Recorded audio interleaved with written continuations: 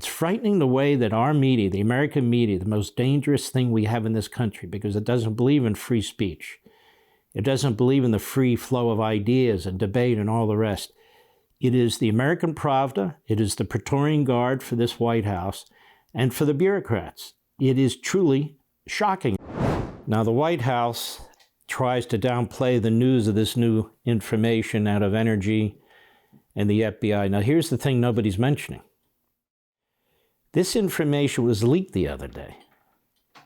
It was leaked, or we still wouldn't know about it. It was leaked from a defense intelligence report that's given to certain members of Congress under the White House. And in that report, the Energy Department said that they feel it was likely, possible, that the virus came out of the lab with some level of concern about the lack of evidence, but nonetheless, that's sort of a conclusion they've reached. And then we learned the FBI reached it too. So we wouldn't even know about this to this day, but for the leak that occurred the other day. So let's take a look at what the White House has been trying to do. Go. It might not be definitive, but the US Department of Energy's conclusion that the COVID-19 virus leaked from a lab in Wuhan is further evidence that media and public health groupthink around COVID-19 was both mistaken and destructive. There is a variety of views in the intelligence community. Some elements of the intelligence community have reached conclusions on one side, some on the other. A number of them have said they just don't have enough information to be sure. The salient detail in the journal Scoop is that DOE's judgment is based on new but still secret intelligence. It's also a judgment that's made with low confidence. 有关方面应当停止翻炒实验室泄露的论调。 China has covered up whatever evidence it had about the virus's origin, and it refuses to let the World Health Organization conduct a more thorough probe than it did back in 2021. We met with them, we said, do you audit the lab? And they said, annually. Did you audit it after the outbreak? Yes. Was anything found? No. Do you test your staff? Yes. No. But you're just taking their word for it. Well, what else can we do? There's a limit to what you can do, and we went right up to that limit. Today, House Republicans are moving ahead with their own investigation and are pressing the Biden administration for more details about what it knows. Well, I think we need to have public hearings on this and really dig into it. Well, back in April of 2020, we published an op-ed by Tom Cotton titled "Coronavirus and the Laboratories in Wuhan."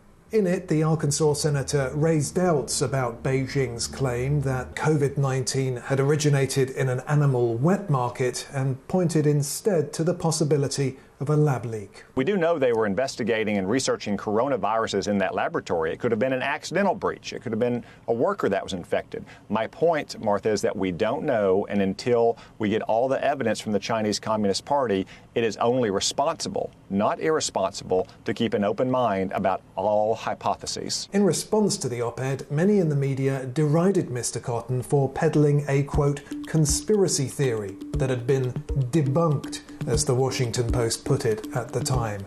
Then, of course, came the heated Senate showdown with Anthony Fauci, who'd previously cast doubt on the lab leak hypothesis. Take an animal virus and you increase its transmissibility to humans, right. You're saying that's not gain of function? Yeah, that is correct. And Senator Paul, you do not know what you are talking about, quite frankly. And I want to say that officially. You do not know what you are talking about. We have since learned that public health officials wanted to hide that US financial aid to the Wuhan lab may have contributed to the gain-of-function research that could have led to the leak. What we're alleging is that gain-of-function research was going on in that lab and NIH funded it. You are implying that what we did was responsible for the deaths of individuals.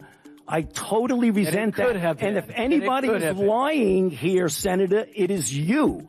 Given China's cover-up, we may never know for sure how the virus first struck humans. But Americans deserve to know the facts about the relationship of the US National Institutes of Health to the Wuhan lab and to promoting gain-of-function research. The early deception also needs to be exposed.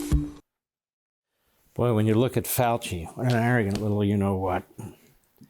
And when you think back on his conduct and how he behaved, just terrible. We have now Lancet coming out and talking about these lockdowns and saying really they were useless. We have other independent scientific journals now with experts coming out. They're a little late, of course, telling us that masks are of no consequence. All the damage that has been done. We have scientists now coming out and saying that a natural immunity is just as effective, if not more effective, than the vaccines. These are all things we discussed here, and I'm not alone. A lot of people discussed here.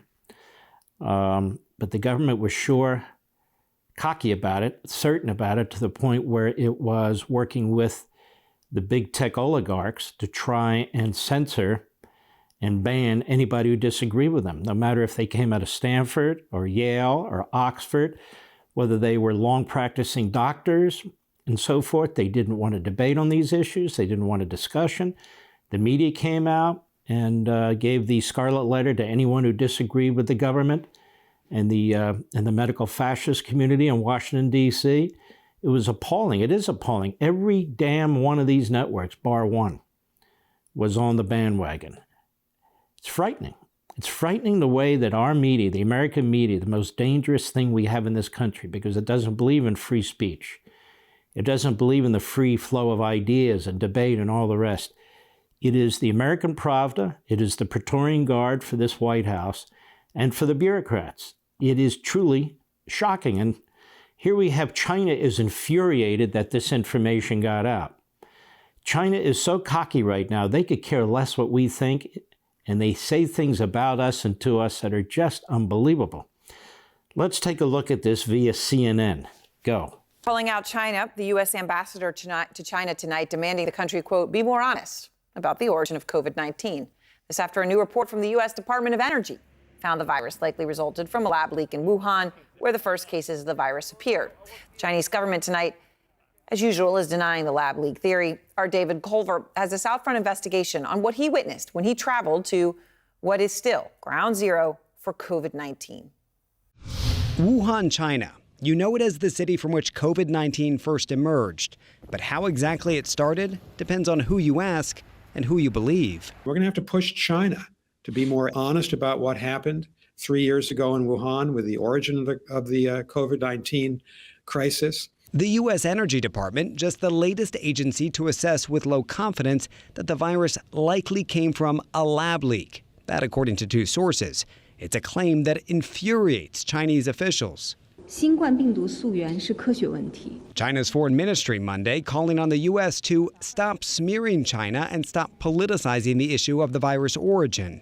Our first of 3 trips to Wuhan investigating the virus's outbreak was in January 2020, when COVID-19 was still a mystery illness. Officially, China had only listed about 200 cases of COVID-19 at that point, including 3 deaths.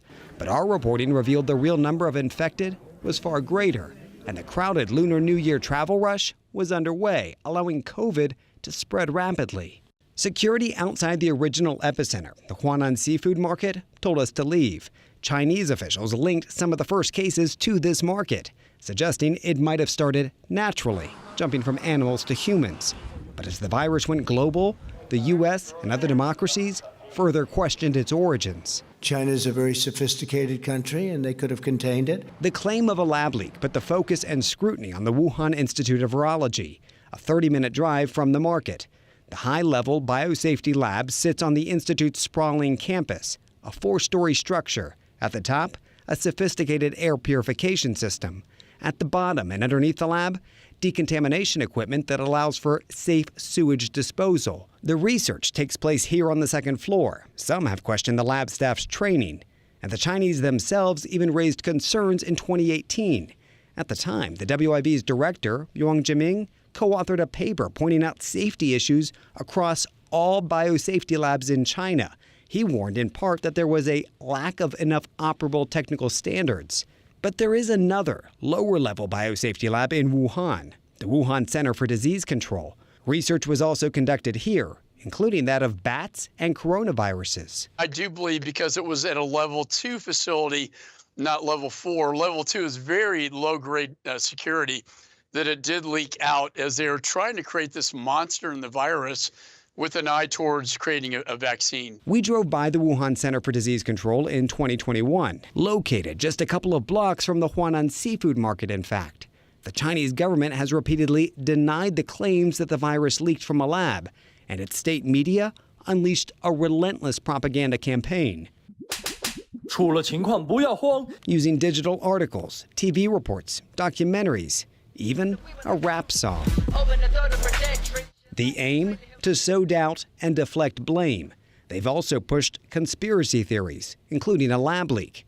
Not a lab in Wuhan, but this one, Fort Detrick in the United States, the home of a U.S. Army biological laboratory. Though there is no evidence the virus leaked from here, that has not stopped Chinese officials from pushing their version of a lab leak theory. 不应当被政治化。 Monday's response from the Foreign Ministry also cited the World Health Organization, which throughout the outbreak regularly echoed the Chinese government's narrative, taking them at their word. In January 2021, the WHO sent a team of international experts into Wuhan to research the origins. But that was already more than a year after the initial outbreak. The team initially considered the lab leak theory to be highly unlikely. But when the WHO requested a second field visit for more research, China said no. Yeah, and that's the bottom line. You would think if it wasn't the lab, they'd say, come on and take a look, and they would release data demonstrating it, but it was the lab. China killed a lot of people. Want to see more Mark Levin? Go to LevinTV.com and subscribe now.